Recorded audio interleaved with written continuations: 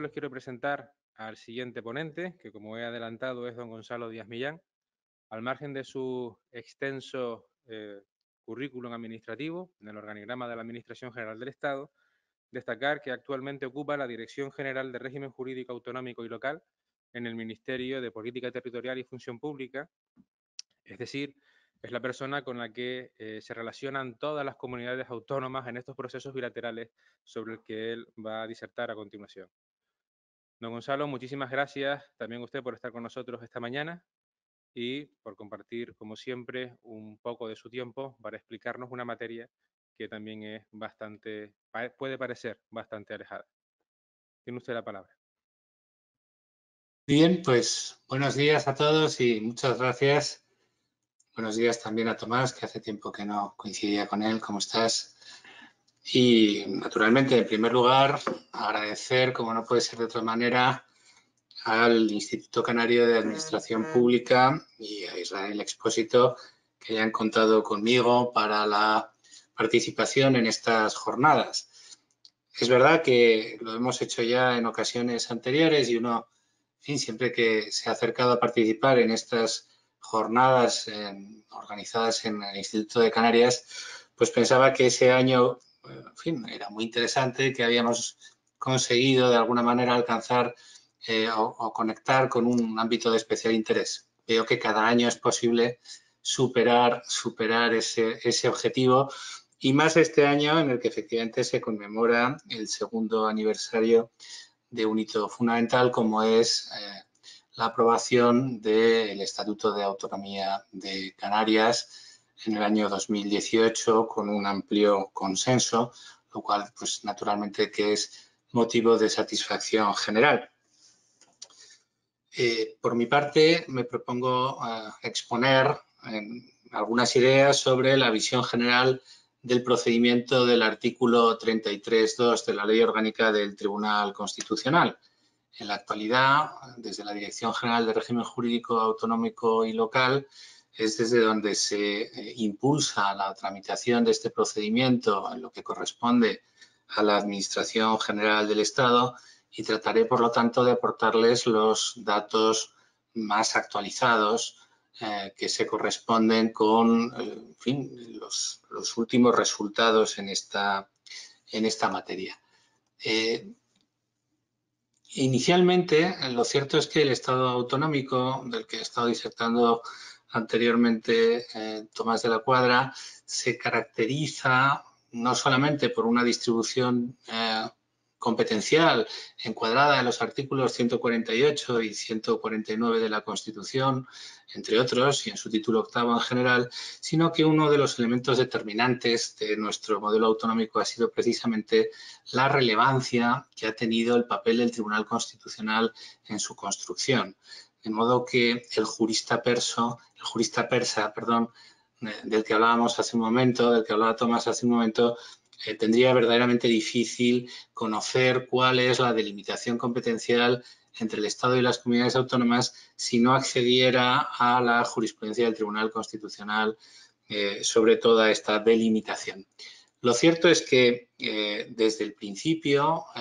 la alta conflictividad fue uno de los rasgos diferenciadores del modelo. Y no solo la alta conflictividad, sino también la importancia de las decisiones que debió adoptar el Tribunal Constitucional sucesivamente, la coherencia y la calidad de las mismas para la construcción del modelo. De manera que la conflictividad no tiene por qué ser necesariamente negativa, pero lo cierto es que en el modelo español se ha producido con una intensidad quizá excesiva y que ha determinado que exista una voluntad general de reducir esa tendencia hacia la conflictividad. El Tribunal Constitucional se ha referido a esta cuestión en numerosas ocasiones. Por ejemplo, en la sentencia del Tribunal Constitucional 13-1992, en su fundamento jurídico séptimo, señala la necesidad de buscar entre todos, dentro del respectivo e indisponible marco competencial, métodos flexibles y adecuados de convergencia que disminuyan la conflictividad. Para dar una idea somera de cuál es esta conflictividad, en la segunda legislatura por ejemplo, el número de conflictos interpuestos ante el Tribunal Constitucional fue de 382 entre los años 1982 y 1986. En la tercera legislatura de 284 entre el 86 y el 89. En la cuarta entre el 89 y el 93 de 104 y para no cansarles pues se ha ido manteniendo en estos límites entre los 100 conflictos, ¿no? Y los más de 213, por ejemplo, de la 10ª legislatura entre el 2011 y el 2016. Es verdad que en ocasiones la brevedad del periodo de la legislatura, porque finaliza anticipadamente, pues no nos permite hacer una comparación directa, ¿no? Entonces, como una forma de reducir la que se percibía como elevada litigiosidad, se planteó la posibilidad de diseñar un procedimiento que permitiera ofrecer facilidades para que pudieran alcanzarse acuerdos entre el Gobierno del Estado y el Gobierno de las comunidades autónomas, de manera que pudiera alcanzarse una solución preprocesal o una solución extraprocesal que eliminara el conflicto ante el Tribunal Constitucional. Bien, pues yo lo que querría es presentarles en esta breve charla los elementos esenciales de este procedimiento y cuáles han sido un poco los hitos fundamentales de su desarrollo. El precedente inmediato, que seguramente tuvo cierto papel, como se ha destacado por la doctrina, en el surgimiento del procedimiento, es lo dispuesto en la Ley Orgánica de Reintegración y Mejoramiento del Régimen Foral de Navarra, en la Ley Orgánica 13/1982, que en su artículo 69 prevé la existencia de una Junta de Cooperación integrada por igual número de representantes de la Administración de la Diputación Foral y de la Administración del Estado, a la que se remiten las discrepancias que se susciten entre la Administración General del Estado y la Comunidad Foral de Navarra respecto de la aplicación e interpretación de la ley orgánica, es decir, del Estatuto Navarro, de la LORAZNA. Bien, vamos a ver entonces de una manera sucesiva cuál fue el origen del procedimiento. Estudiaremos brevemente cuál es el contenido de la exposición de motivos de la ley orgánica que lo incorpora, cuál es la redacción literal, cuáles son los hitos legislativos fundamentales que se han producido posteriormente y que han incidido sobre la regulación del procedimiento del 33.2. Veremos que muy singularmente la ley 40/2015 y algunas cuestiones relacionadas también con la transparencia, y trataremos después de referirnos a la evolución y funcionamiento en la práctica del procedimiento y a partir de los datos reales de aplicación de ese procedimiento trataremos de establecer o de proponer algunas conclusiones y propuestas a valorar para el futuro del procedimiento o su aplicación en otros ámbitos conexos como conclusión. En cuanto al origen del procedimiento, por lo tanto, la Ley Orgánica 1/2000 de 7 de enero modificó la Ley Orgánica 2 de 1979 del Tribunal Constitucional. Se trata de una norma breve y sencilla que consta de un único artículo y que buscaba manifiestamente reducir la litigiosidad entre el Estado y las comunidades autónomas. El proyecto de ley que remitió el Gobierno fue publicado en el Boletín Oficial de las Cortes Generales de 19 de julio de 1999 y, como ha señalado González Beifus, el contenido del proyecto no varió en sus líneas generales durante el proceso legislativo, que apenas se prolongó durante 3 meses, y esos son datos que revelan también una clara voluntad de que se aprobara efectivamente la reforma. La finalidad de reducir la litigiosidad se recoge claramente en la exposición de motivos de la Ley Orgánica 1/2000, que señala que la jurisprudencia del Tribunal Constitucional se ha pronunciado en repetidas ocasiones sobre la importancia del principio de colaboración como criterio que ha de regir las relaciones entre los entes que integran nuestro Estado compuesto, señalando expresamente que Estado y comunidades autónomas están sometidos recíprocamente a un deber general de cooperación que no es preciso justificar en preceptos concretos, sino que es esencial al modelo de organización territorial del Estado implantado por la Constitución. Esto se hace con cita de la sentencia del Tribunal Constitucional 80/1985 de 4 de julio. Continúa la exposición de motivos de la Ley Orgánica señalando que entre los mecanismos que contribuyen a esta colaboración están las comisiones bilaterales de cooperación entre el Estado y las comunidades autónomas, que como veremos son un elemento fundamental en el que se apoya la ley para diseñar el sistema de aplicación del procedimiento del 33.2. Termina diciendo la exposición de motivos que se trata de ampliar el plazo de 3 meses previsto en el artículo 33 inicialmente de la Ley Orgánica 2/1979 del Tribunal Constitucional, que es el plazo que está establecido para interponer el recurso de inconstitucionalidad, siempre se permite ampliar este plazo, como digo, siempre que exista un previo acuerdo entre las dos administraciones que permita solucionar los problemas de constitucionalidad que presenta una norma con rango de ley, ampliando este plazo en otros 6 meses, tiempo que se estima como necesario para llevar a efecto un acuerdo. Por esto se le suele llamar, ¿no?, en la jerga un poco administrativa a este procedimiento el embarazo. Y se suele decir que una ley se ha embarazado cuando se le ha aplicado el procedimiento. De tal manera que esencialmente la consecuencia jurídica de la aplicación del procedimiento del 33.2 es esencialmente que el plazo de interposición del recurso de inconstitucionalidad contra una ley, que inicialmente es de 3 meses,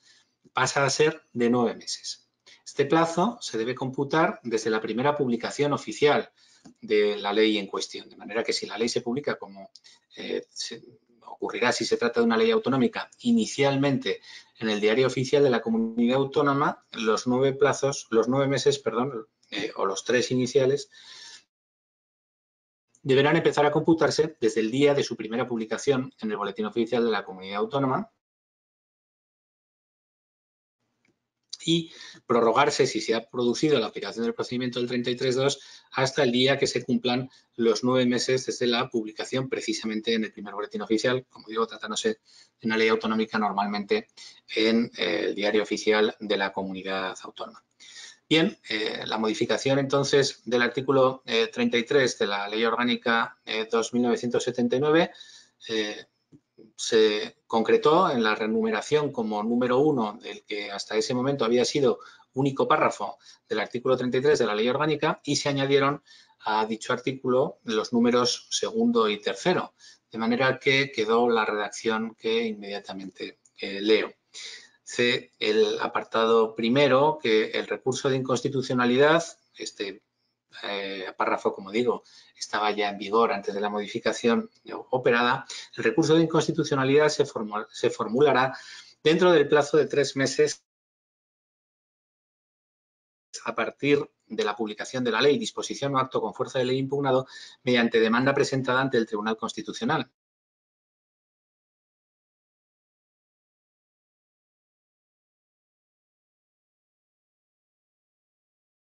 En la que deberán expresarse las circunstancias de identidad de las personas u órganos que ejercitan la acción y precisar el precepto constitucional que se entiende infringido. La reforma se inicia, por lo tanto, en el apartado 2º, que paso a leer. No obstante lo dispuesto en el apartado anterior, el presidente del Gobierno y los órganos colegiados ejecutivos de las comunidades autónomas podrán interponer el recurso de inconstitucionalidad en el plazo de 9 meses contra leyes, disposiciones o actos con fuerza de ley en relación con las cuales y con la finalidad de evitar la interposición del recurso se den los siguientes requisitos. Como ven, por tanto, esta ampliación de plazo opera exclusivamente respecto del presidente del Gobierno y los órganos colegiados ejecutivos de las comunidades autónomas y no respecto de otros sujetos legitimados para la interposición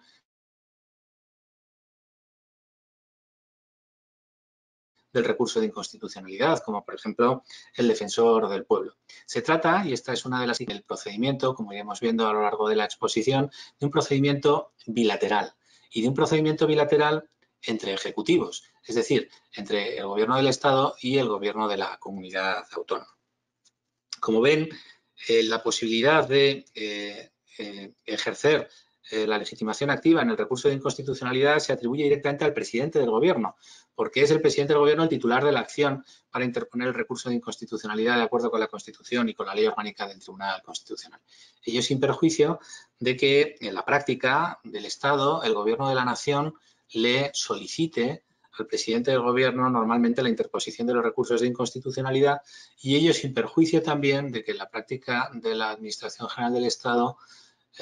el Gobierno del Estado sea el que tiene la potestad de ordenar la aplicación del artículo 161.2 de la Constitución a los efectos de obtener la suspensión del precepto. Es decir, cuando el Estado ejerce la legitimación activa del recurso de inconstitucionalidad, acuerda el presidente del Gobierno la interposición del recurso de inconstitucionalidad y es el Gobierno del Estado el que invoca la aplicación, si procede en el caso, del artículo 161.2 de la Constitución para conseguir la suspensión automática del precepto impugnado. Esta suspensión automática del precepto impugnado, el artículo 161.2, no tiene por qué producirse necesariamente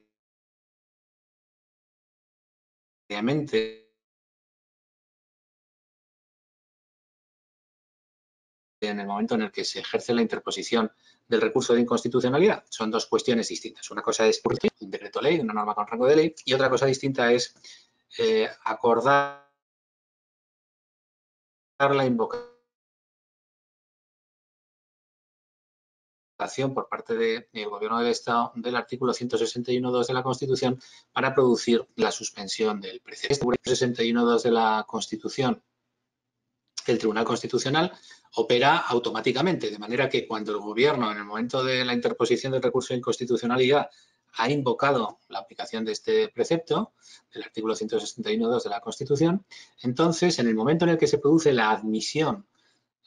por el Tribunal Constitucional del recurso de inconstitucionalidad, que puede tardar unos días, unos meses, ¿no? Se produce la suspensión por el Tribunal Constitucional del precepto legal y la eficacia de esta suspensión opera retroactivamente al momento en el que se interpuso el recurso de inconstitucionalidad ante el Tribunal Constitucional respecto de las partes. Es decir, tanto para el Estado como para la comunidad autónoma hay que entender que el precepto que se está suspendiendo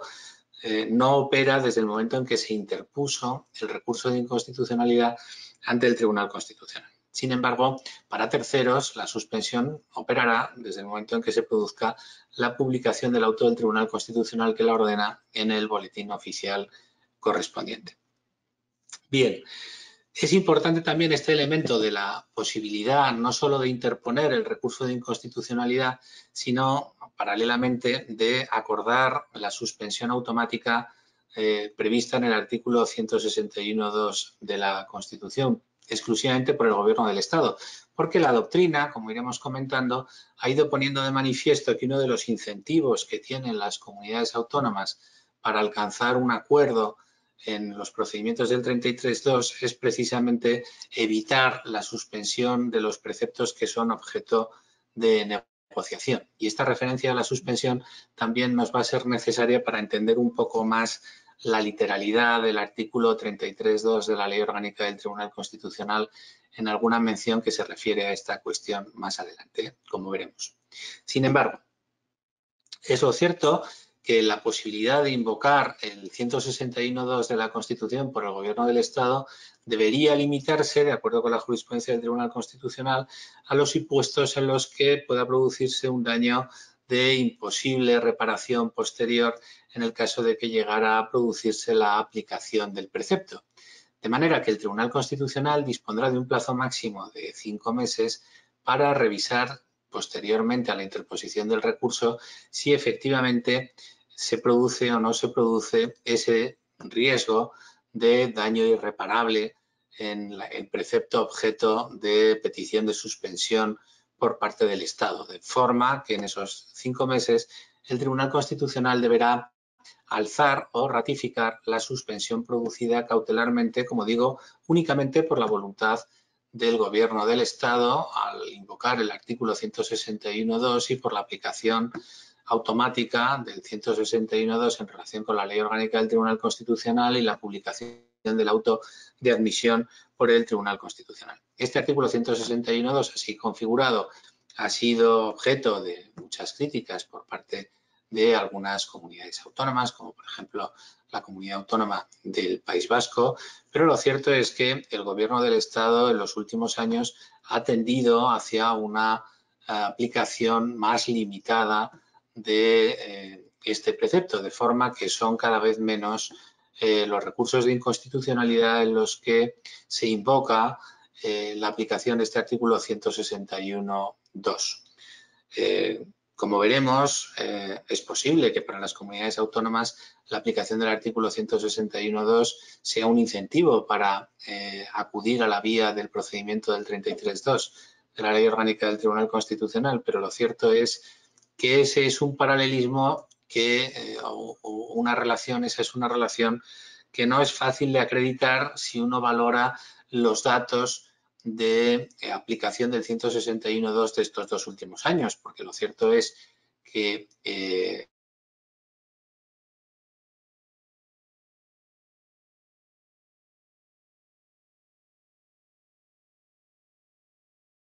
el número de asuntos en los que se ha invocado la aplicación del artículo 161 se ha reducido al obedecimiento del artículo 33.2 de la Ley Orgánica del Tribunal Constitucional. En fin, por lo tanto, si inicialmente teníamos un plazo de interposición del recurso de inconstitucionalidad de 3 meses y la posibilidad de que el Gobierno del Estado acordara la invocación del artículo 161.2 para suspender los preceptos objeto de la impugnación con el régimen que he expuesto, vamos a ver cómo queda la cuestión después de la reforma introducida del artículo 33.2 de la Ley Orgánica del Tribunal Constitucional por la Ley Orgánica 1/2000 que realizó precisamente esta modificación. Los requisitos a los que se somete la aplicación del procedimiento en el artículo 33.2 son los siguientes. En primer lugar, que se reúna, dice el precepto, que se reúna la Comisión Bilateral de Cooperación entre la Administración General del Estado y la respectiva comunidad autónoma, pudiendo solicitar su convocatoria cualquiera de las dos administraciones. Bien, lo cierto es que la reunión de la Comisión Bilateral es un mecanismo, en fin, de cierta complejidad, porque para que se hagan una idea, normalmente requerirá al menos la presencia de los dos presidentes de las partes, que serán normalmente un consejero y un ministro. Y eso, teniendo en cuenta que el número de procedimientos del 33, como después veremos, es muy elevado todos los años, pues implica una serie de dificultades. Esta dificultad ha venido a resolverla en alguna medida el artículo 145.4 de la Ley 40/2015, que establece que los órganos de cooperación, salvo oposición por alguna de las partes, podrán adoptar acuerdos a través de un procedimiento simplificado y por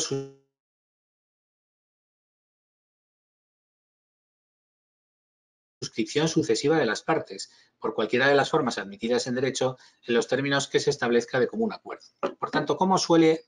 producirse la firma del acuerdo de inicio por la Comisión Bilateral? Pues esencialmente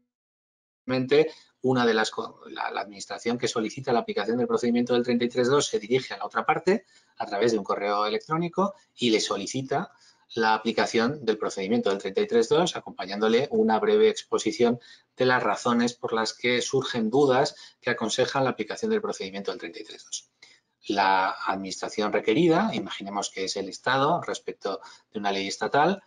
toma unos días para realizar la valoración correspondiente a si procede o no la aplicación del procedimiento, porque el procedimiento que hemos dicho que es bilateral es además voluntario, es decir, que cualquiera de las administraciones públicas en cualquier momento puede señalar, y esto ha ocurrido, que entiende que no procede la aplicación del procedimiento del 33.2 en un supuesto determinado. Una vez que el Estado, la administración autonómica, si fuera al revés,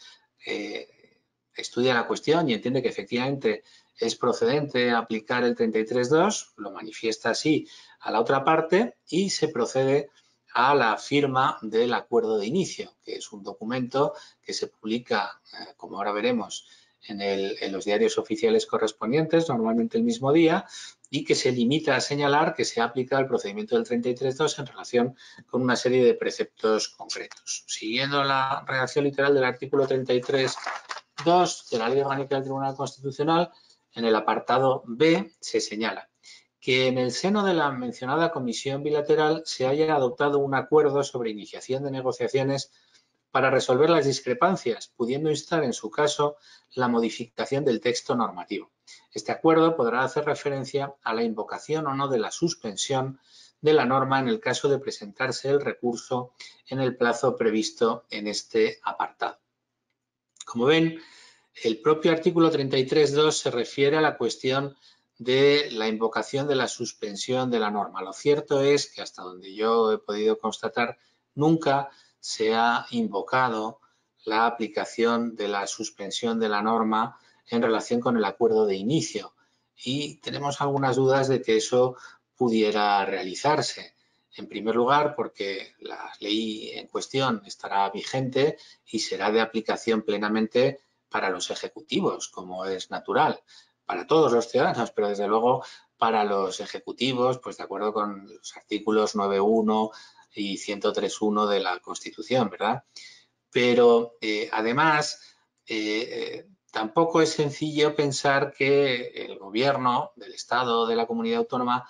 pueda renunciar o no, perdón, el gobierno del Estado obviamente exclusivamente, pueda renunciar a la invocación del artículo 161.2 por anticipado y pueda no actualizar posteriormente el albedrío sobre esta decisión, entre otras cosas porque el gobierno puede haber cambiado, por ejemplo, ¿no? Entre otras muchas circunstancias. Por lo tanto, lo cierto es que en el acuerdo de inicio no se suele, vamos, no se ha contenido, no se contienen referencias a la posibilidad o no de la suspensión de la norma. Y cuando en algún procedimiento específico el Estado o la comunidad autónoma ponen de manifiesto, que esto no es infrecuente, su interés en que la aplicación de la ley se dilate, bueno, pues esto será posible hacerlo o no dentro del margen de discrecionalidad legal que tengan los gobiernos, pero desde luego la ley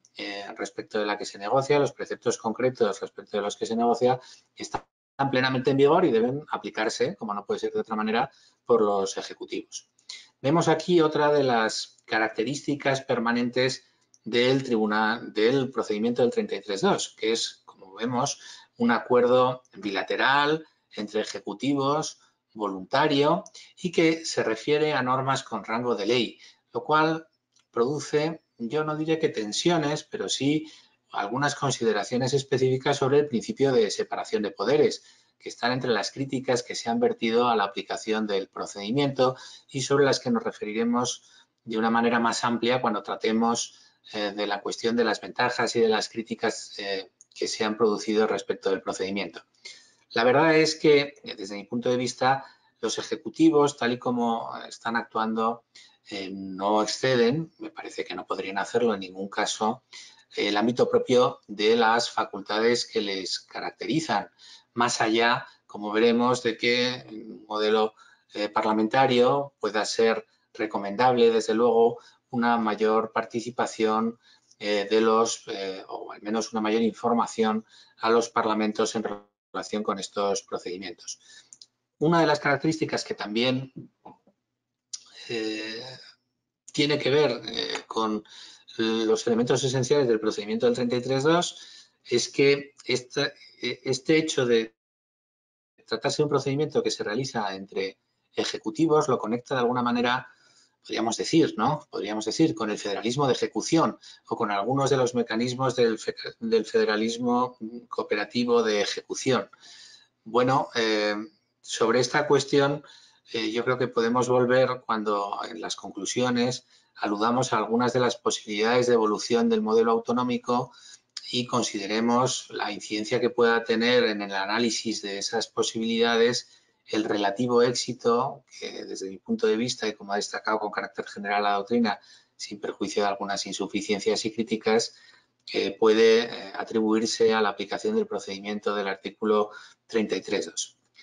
Para terminar con la redacción del artículo 33.2, en su apartado C, señala como requisitos necesarios para la aplicación del procedimiento que el acuerdo se está refiriendo al acuerdo de la Comisión Bilateral, al acuerdo entre ejecutivos, sea puesto en conocimiento del Tribunal Constitucional por los órganos anteriormente mencionados dentro de los 3 meses siguientes a la publicación de la ley, disposición o acto con fuerza de ley, y se inserte en el Boletín Oficial del Estado y en el Diario Oficial de la Comunidad Autónoma correspondiente. Evidentemente, como hemos visto, se trata de un plazo que debe contarse desde la primera publicación oficial de la ley, ya sea en el BOE o ya sea en el diario oficial correspondiente de la comunidad autónoma. Y lo cierto es que en la aplicación práctica del procedimiento lo que se está entendiendo es que lo que debe producirse necesariamente dentro del plazo de 3 meses de interposición del recurso de inconstitucionalidad para la prórroga válida hasta los 9 meses de este plazo, que es el efecto fundamental de la aplicación del procedimiento, es que se notifique al Tribunal Constitucional el acuerdo de inicio dentro del plazo de los 3 meses. De manera que si esta notificación en el registro del Tribunal Constitucional se produce dentro del plazo de los 3 meses desde la primera publicación de la ley, entenderemos que el plazo se ha prorrogado válidamente hasta los 9 meses sin perjuicio de la obligación que impone la ley de publicar en los boletines oficiales del Estado y de la Comunidad Autónoma la adopción efectiva de este acuerdo de inicio. Finalmente, el apartado 3 del artículo 33 de la Ley Orgánica del Tribunal Constitucional señala que lo dispuesto en el apartado anterior se entiende sin perjuicio de la facultad de interposición del recurso de inconstitucionalidad por los demás órganos y personas legitimadas que, como vemos y como ya hemos destacado, no están dentro de las posibilidades entonces de aplicación del artículo 33.2, que, como digo, se refiere exclusivamente a los ejecutivos, a los gobiernos del Estado y de la comunidad autónoma correspondiente. Bien, este es básicamente el texto del procedimiento que se introduce en el año 2000. Es verdad que, como he comentado, la cuestión de la reunión de la Comisión Bilateral se ha flexibilizado a partir de la aplicación del artículo 145.4 de la Ley 40/2015, que prevé una forma específica de adopción del acuerdo por suscripción sucesiva de las partes, pero hay algunos otros preceptos de la Ley 40/2015 que podrían tener también algunas consecuencias específicas sobre la regulación del procedimiento del 33.2. Concretamente, me quiero referir al artículo 153.4 de la Ley 40/2015. El artículo 153.4 se refiere a las comisiones bilaterales de cooperación, que, como vemos, adoptan el acuerdo de inicio y el acuerdo de final del procedimiento de conformidad con la redacción literal de la Ley Orgánica del Tribunal Constitucional. Pues bien, el 153.4 de la Ley 40/2015, probablemente pensando en supuestos distintos a los del 33.2, dice lo siguiente: las decisiones adoptadas por las comisiones bilaterales de cooperación, cualquier decisión, por lo tanto, revestirán la forma de acuerdos y serán de obligado cumplimiento, cuando así se prevé expresamente para las dos administraciones que lo suscriban, y en ese caso serán exigibles conforme a lo establecido en la Ley 29/1998 de 13 de julio. El acuerdo será certificado en acta. Bien. Lo cierto es que los acuerdos del 33.2 que se han firmado desde la vigencia de la Ley 40/2015 no contienen una referencia expresa a su obligatoriedad. Las conclusiones que deban sacarse de esa realidad pues pueden ser distintas, pero la realidad es que los acuerdos del 33.2 que se han firmado desde el año 2015 no contienen una referencia específica a su obligatoriedad. En cuanto a la mención que se contiene en el artículo 153.4 al acta, lo cierto es que en el procedimiento del 33.2 desde el año 2000 hasta la fecha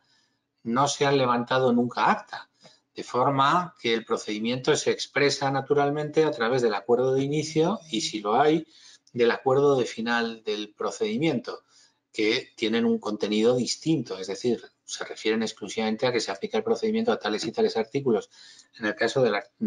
acuerdo de inicio, y en el acuerdo de finalización se refiere exclusivamente a si aquella disposición, como veremos, se va a modificar, se va a interpretar, se va a desarrollar reglamentariamente, o alguna otra disposición normativa va a verse modificada o condicionada por la aplicación del precepto controvertido en cuestión. pero no son como tal un acta.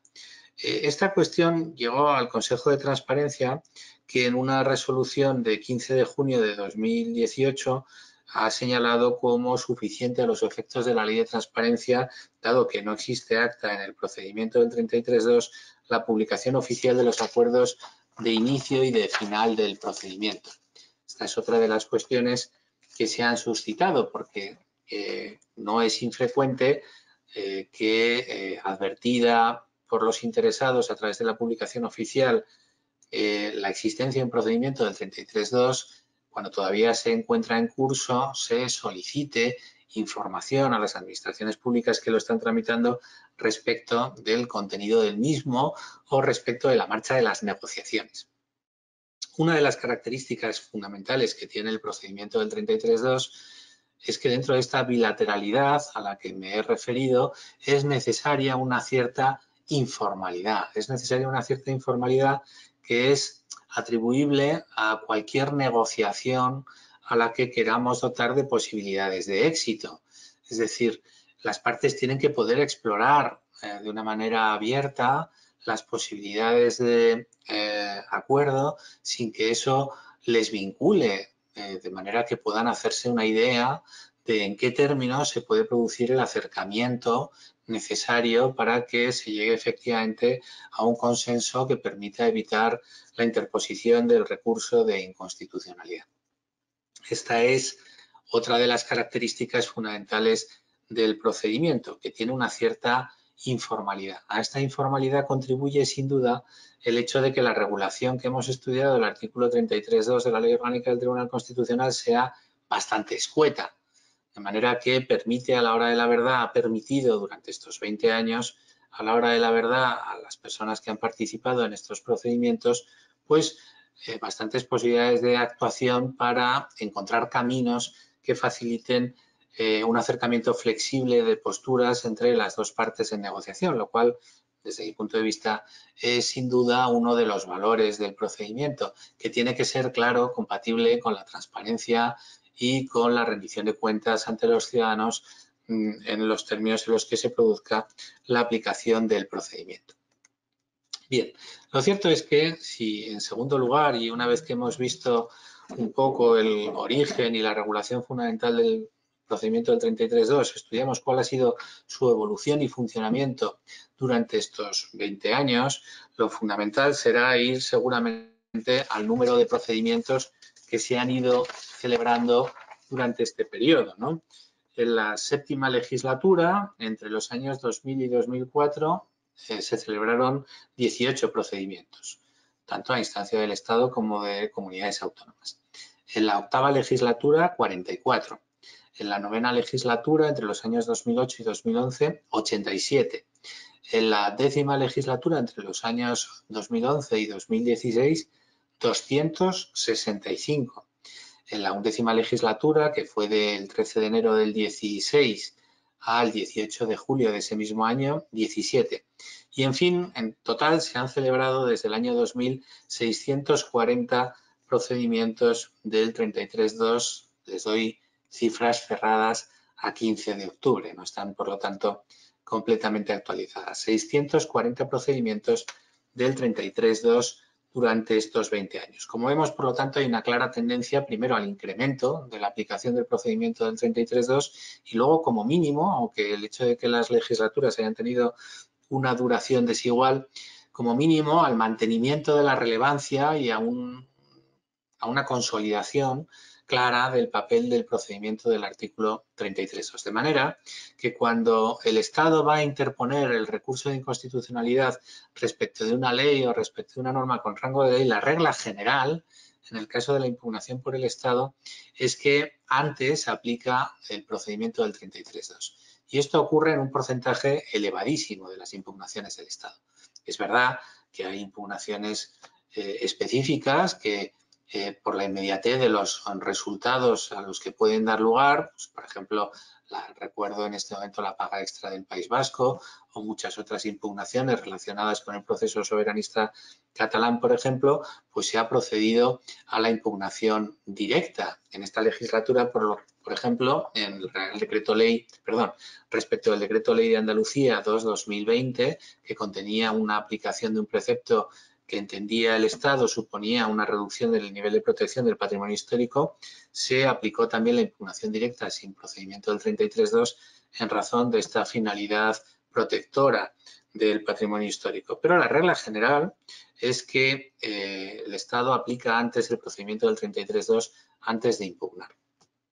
En el caso de las comunidades autónomas, seguramente esta regla general no se aplica con tanta claridad, quizá también porque las comunidades autónomas pueden estar percibiendo que tienen una mayor dificultad para que se produzcan modificaciones normativas efectivas por parte del Estado. Pero, si ustedes me permiten, a los resultados prácticos del procedimiento llegaremos un poco más adelante, ¿no? Vamos a ver ahora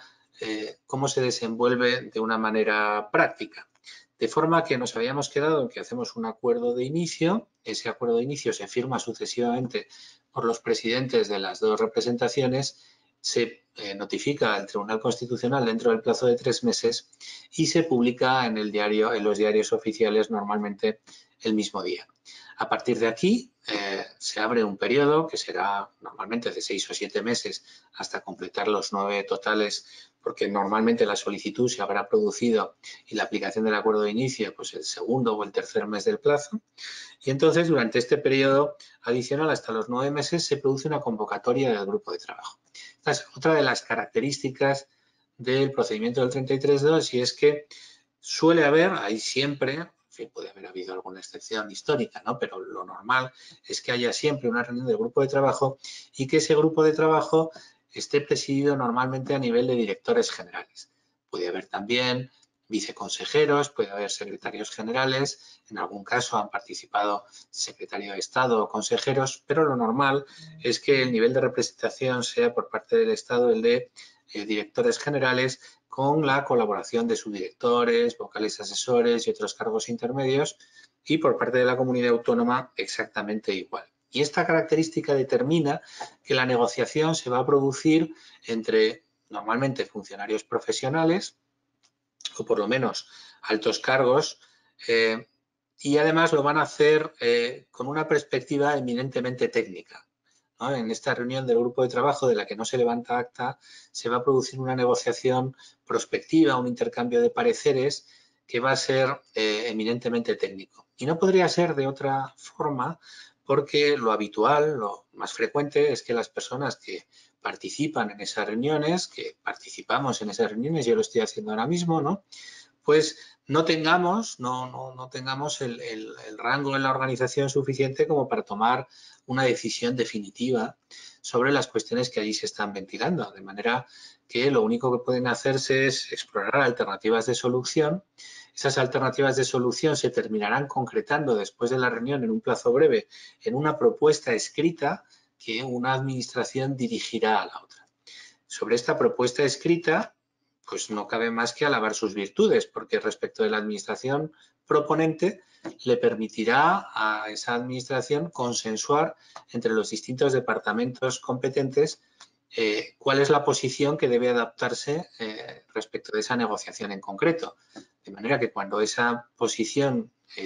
tiene el acuerdo de todos los departamentos afectados es cuando se remite a la otra administración para su consideración. Y la otra administración actúa exactamente igual. No es una persona o dos personas las que toman una única y exclusiva decisión, desde luego, sino que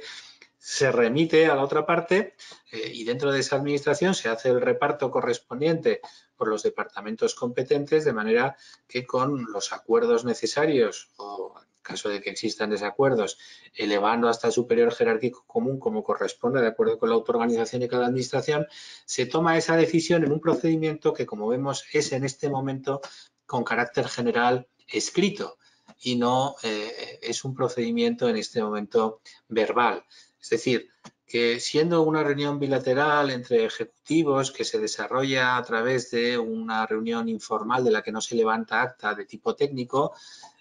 finalmente el acuerdo se adopta en general, aunque no tiene por qué ser así, pero yo les estoy hablando de la práctica, a través de un procedimiento escrito con una intervención ordenada de los distintos, desde luego en la Administración General del Estado es así, e imagino que las de las comunidades autónomas también, con una intervención ordenada de los distintos departamentos competentes, de manera que al final existe un consenso generalizado y en caso de que este no se alcance dentro de una de las administraciones, se toma la decisión por el superior jerárquico común en los términos que correspondan. Se manifiesta a la administración proponente las observaciones que puedan existir respecto de su primera propuesta y a través de un procedimiento que es fundamentalmente escrito, se llega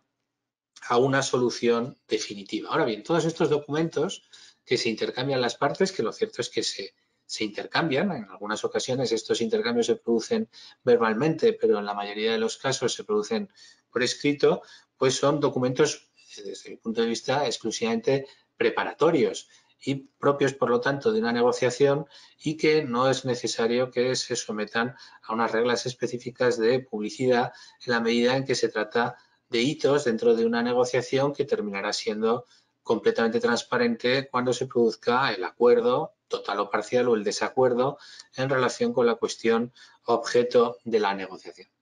Respecto de las posibilidades del acuerdo final, como decía, este es un procedimiento esencialmente flexible e informal, de manera que podemos ensayar una tipología de los acuerdos a los que pueden llegar las administraciones por efecto de lo que ha ocurrido en la práctica y no tanto porque esta sea una disposición que se contenga en el artículo 33.2 de la Ley Orgánica del Tribunal Constitucional. En la práctica lo normal es que producida la discusión, los términos del acuerdo sean los siguientes. O bien hay una modificación de la ley, que es una posibilidad, o bien hay un acuerdo para el desarrollo reglamentario o la interpretación de la ley. Obviamente, si se trata de un acuerdo sobre la modificación de la ley, en ningún caso podemos estar hablando de que, como ha ocurrido en alguna ocasión, lamentablemente, el grupo de trabajo o el acuerdo de la comisión de seguimiento pueda modificar el ordenamiento jurídico, porque los ejecutivos no pueden sino obligarse a promover una modificación normativa.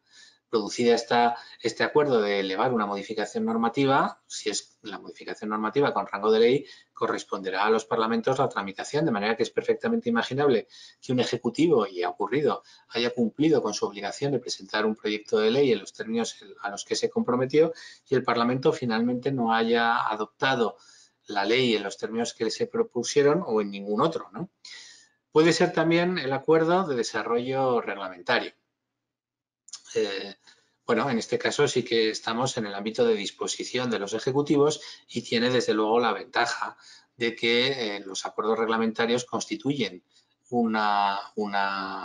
o remiten a una fuente de derecho, al reglamento, que es una fuente que en el derecho administrativo innova efectivamente el ordenamiento, ¿verdad? Y por lo tanto, pues habrá pocas dudas sobre que el efecto del 33.2 ha producido finalmente una modificación en el ordenamiento jurídico vinculante para los poderes públicos y para los ciudadanos. Los problemas aquí suelen remitirse a la cuestión de si el reglamento, los términos en los que se puede acordar, es contra legem o no, es decir, si vulnera la disposición legal respecto de la que se está negociando o si simplemente la desarrolla. Y por último, el acuerdo puede ser también un acuerdo interpretativo. Claro, estos acuerdos interpretativos, naturalmente entre ejecutivos, pueden tener un valor similar al de la práctica o al de la costumbre administrativa, pero poco más, porque naturalmente no resultan vinculantes, como ha declarado además el Tribunal Constitucional, para el propio tribunal, ni para el resto de los órganos jurisdiccionales, ni para los operadores jurídicos. Y parece que lo que sí obligarán a los ejecutivos es a motivar la decisión en el caso de que se apartaran del acuerdo interpretativo adoptado. Bien, si vamos un poco a las cifras de los acuerdos que se han adoptado efectivamente durante la vigencia del procedimiento en estos 20 años, como decía, a fecha 15 de octubre, porque les he dado antes la referencia de los 640 procedimientos, que es a fecha actual, discúlpenme, a fecha 15 de octubre, el número de procedimientos tramitados desde el año 2000 es de 633 y respecto de este número de procedimientos, 146 de ellos terminaron con recurso, siendo este recurso total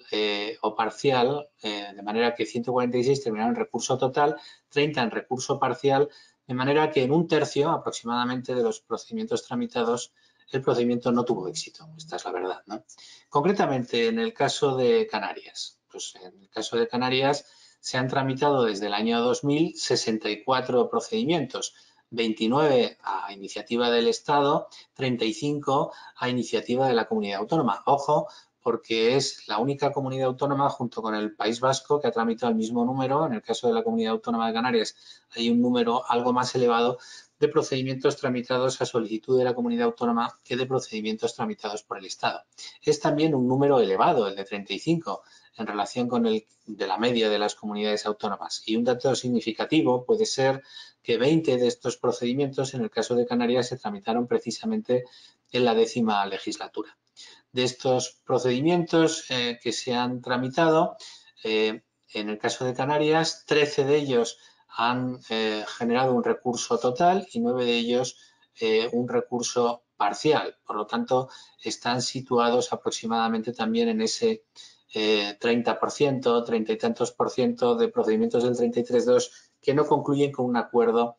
total ni con un acuerdo parcial. En el caso de los procedimientos planteados por la comunidad autónoma, que son 35, 17 han dado lugar a recursos de inconstitucionalidad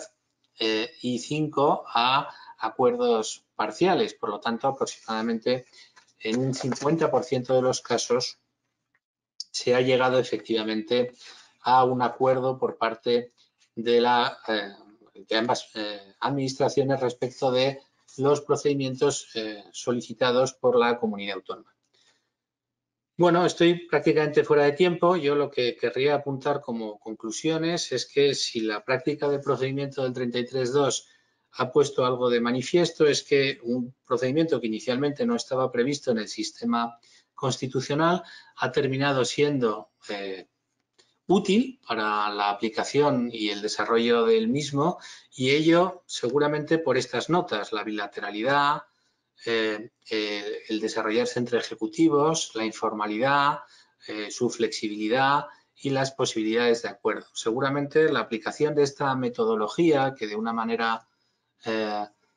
práctica se ha desarrollado desde el año 2000 en relación con el procedimiento del 33.2, podría generalizarse a otros supuestos como el de los requerimientos previos ante el contencioso administrativo entre administraciones públicas, que tienen un porcentaje de acuerdo por debajo del 10%, respecto del procedimiento del 33, que tiene un porcentaje de acuerdo superior al 50%. Pero incluso la metodología en sí misma podría desarrollarse también en el contexto de las conferencias sectoriales respecto de cuestiones como documentos de prioridades políticas o de acuerdos políticos para la realización de actuaciones conjuntas en supuestos de cogobernanza, en línea con las conclusiones de los pactos autonómicos de 1992 o de los informes más significativos que ha producido la Administración General del Estado durante estos años sobre la posibilidad de desarrollar el modelo del Estado autonómico, informes que pueden ser, por ejemplo, el de la eficacia de la acción pública en el Estado autonómico, diagnóstico y propuestas de mejora de 4 de marzo de 2011 o el informe CORA. Por lo tanto, una de las posibilidades de desarrollo del Estado autonómico, sin perjuicio de otras, como la reforma del Senado, es la profundización en los mecanismos de colaboración. Estas son las ideas fundamentales que les quería trasladar. Muchas gracias.